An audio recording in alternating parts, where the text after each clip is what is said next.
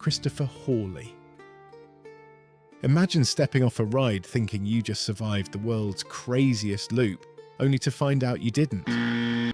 Christopher Hawley, 22, was riding X2 at Six Flags Magic Mountain in California. The coaster is notorious.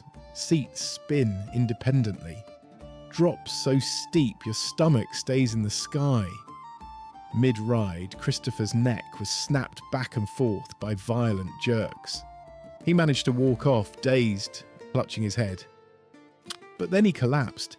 Doctors found a catastrophic brain bleed. He never woke up.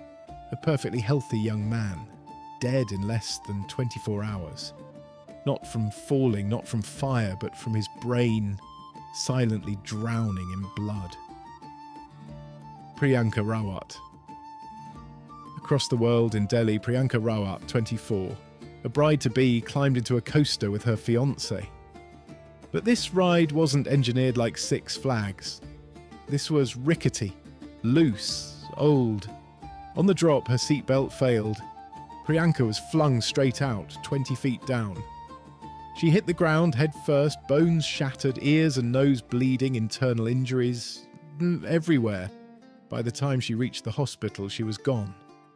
A romantic day turned into a fiancé watching his future wife die in front of him. Kevin Rodriguez Zavala.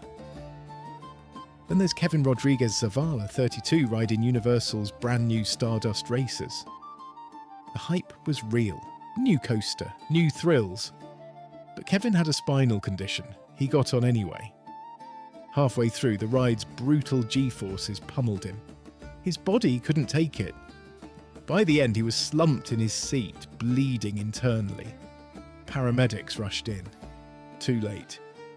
He died from multiple blunt force injuries, not falling, just battered to death by the ride itself. James Hackemer. And then the one that haunts people, James Hackemer, 29, a US Army veteran who had lost both legs in Iraq. In 2011, he visited Darien Lake in New York with his family. Despite his condition, attendants allowed him onto the Ride of Steel, a 200-foot coaster. As it plunged, his restraint slipped. Without legs, the lap bar couldn't hold him. James was ejected mid-ride, thrown 200 feet and killed instantly. His family watched in horror. The irony is gut-wrenching. He survived war, only to die on a ride meant for fun. Rosa Esparza. But maybe the most infamous and painful roller coaster death of all time belongs to Rosa Esparza. In 2013, Rosa, 52, boarded the Texas Giant at Six Flags over Texas. It's a monster.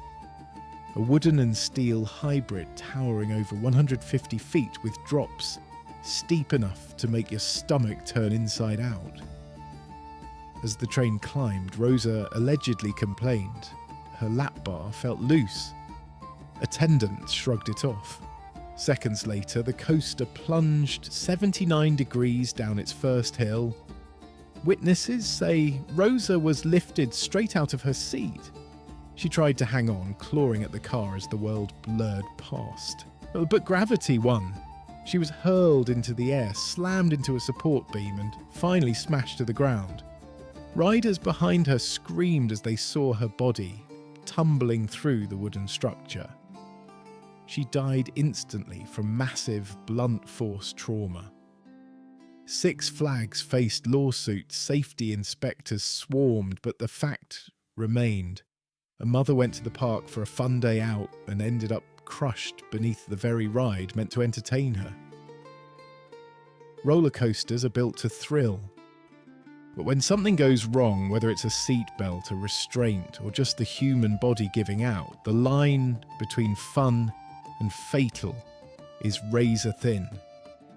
4 riders, 4 very different coasters, all ending the same. A scream that never made it back to the station.